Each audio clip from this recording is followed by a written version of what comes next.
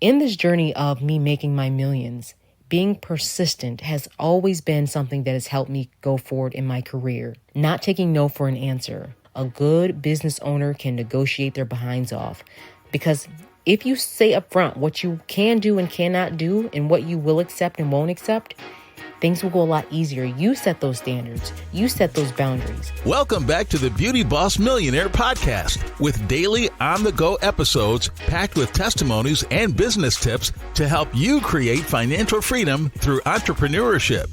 Hosted by the owner of Fracassi Lashes and the Blow Dry Lounge, the Beauty Boss Millionaire herself, Falicia Fracassi.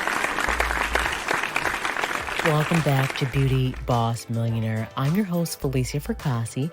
The objective of this episode is really just to talk about how being persistent and not taking no for an answer helped me make my millions. Being persistent is defined as continuing firmly in despite of opposition. There's always going to be opposition, especially if you're coming out the bottom like myself. No money, not really having a lot, trying to figure out how to make it all, trying to figure out this whole thing called life. You made a little money, now you got a little clothes on your back, now you're on your own, you graduated college or maybe you didn't. Whatever it is, basically you're in hustle mode. And you really have to be persistent. The person that is the most persistent is the person that makes the millions. End of story. I mean, I'm that lady that called people back after they said no, no, no. And I forced people. I wanted to speak to your manager. I was a woman that made sure things got done, one. And two, if things didn't work out, I didn't give up. I tried again and again and again. Because you can't give up. There's going to be people that are doing stuff similar to you, but you have to still keep going. There's going to be people that just do things like you. And remember that this is your unique journey, and whatever God has for you to do, it will be fulfilled as long as you keep on being persistent, not giving up. I'm not a lazy person at all. I will work, and sometimes I don't know how to sit down, to be honest. But this has also been a benefit to me because I'm very consistent and persistent, and I'm that lady that's going to turn the flint and stone into fire. I'm that woman that's going to make it work even when everyone else says no, it's not going to work. I was quiet about a lot of my business ideas just because sometimes you do need to move in silence because you don't need people taking from your energy or trying to ask you, is this going to work? And some people just don't see the vision, and that's okay. It's not their fault. They just don't see what you see. I'm that person that's going to save every person's phone number. I save every contact. If you text me, I'm putting your name and number in. I'll probably save you under your name, or I'll put a way in that I remember you, just because I'd like to. Sometimes contacts are invaluable. You never know what that person, you can reach out. I'm really good at networking. I'm really good on making sure I follow up with people. The average day to follow up with someone in an email is usually, 1 to 2 days afterwards from meeting them. So I've always done those things. I've always reached out.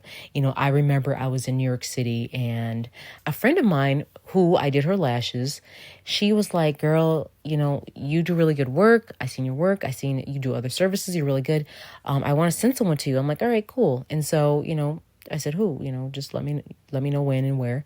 And she's like, well, this one is a very special person near and dear to me. And guess who it was? It was Beyonce's publicist, Yvette Nicole Shrew. She is amazing. I was able to meet her and just talk to her. She was, I did her lashes, and from that one connection from my friend Rachel Hislop, who also ran Beyonce's office down in New York City, she sent me so many people, and so many people kept coming. She said, Felicia, I love what you did. I love who you are. You're amazing. Can we do a party at your store for my birthday? I said, absolutely. So we threw this huge, beautiful party in Harlem, and we did all these beauty services on all her top friends in New York City. So I think 45 people or 50 people were in the room, and they just kept on coming in, and it helped really just increase the awareness of the store, and it helped people know where the store was at, one. And two, it was a sampler that we did, and she actually even paid me, which I kept on telling her I didn't want her to pay me. Her presence alone was enough. And she paid me for the services to just treat everyone and just, pamper everyone that night. And, we had drinks, we had food, we were doing it was just so nice.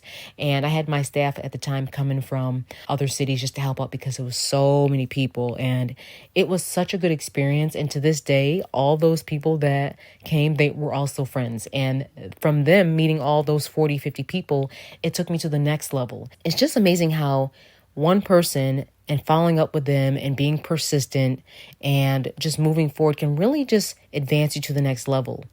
And I've always been conscious of everything that I'm doing. I've always been aware. I'm very like a self-aware person. I've always used grace. I've always had a really good attitude towards things because, you know, you learn in life being mean or being rude or having this ego will not get you anywhere. Sometimes your ego will come out, don't get me wrong, because we all should have a small ego and have a little bit of confidence in ourselves. But it shouldn't be to the level where we're being rude or talking rude to people or disrespectful and all those other things. So in this journey of me making my millions, being persistent has always been something that has helped me go forward in my career. Not taking no for an answer. I remember there was this location that I really wanted badly. And the guy was like, well, no, I really can't give it to you. It's out of your price range. And I'm like, well, it's been sitting there for like 6 months. So you rather take this money or what? He's looking at me like, oh my God, she just told me this. I'm like, yeah, like work with me. Like maybe just start off low, start me off at a lower rate. And then we can slowly increase it over time to prove that I can do this. But I don't want to go in at first, being stressed out, trying to pay the rent. And you're worried, you're mad at me, and I'm stressed out. He's like, you know what? I've never had anyone ask me that before. Okay, let's do it. And I ended up getting that location. It was one of the most successful locations. Secondly, another thing that you're going to have to do in this business, you're going to have to negotiate. A good business owner can negotiate their behinds off. Because if you say up front what you can do and cannot do and what you will accept and won't accept, things will go a lot easier. You set those standards. You set those boundaries. Negotiate what you will pay and what you cannot pay. And hopefully this person will understand you. Obviously, with negotiation, you have to use good reason. You have to use a good amount. But you also don't want to overcommit yourself in a position that you know you cannot do. Look at your numbers, run your numbers before you negotiate, especially if you're getting a brick and mortar or if it's a job that you are outsourcing or something. You just need to make sure you can pay the price and that they're also delivering. So keep that in mind as you begin to make your money, that you're being persistent, you're learning to negotiate, you're not taking no for an answer, and you're showing up on time. Half of this business is just showing up on time. Be there when you say you're going to be somewhere. And keep all those contacts that you meet, all those people that you link up with, have it in an organized system, whether it be your phone. My pet peeve is when I see people and I see their phone and they did not bother to save a contact that was very important.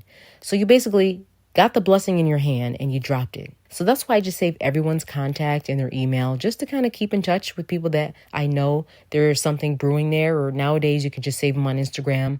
But just make sure you have their number in case you need to call them or email them something so you can continue on your success of, networking and making things happen by being persistent and following up. I hope all of this has helped, and stay tuned because next we're going to talk about how your passion can really help you make millions. Thanks for tuning in to Beauty Boss Millionaire.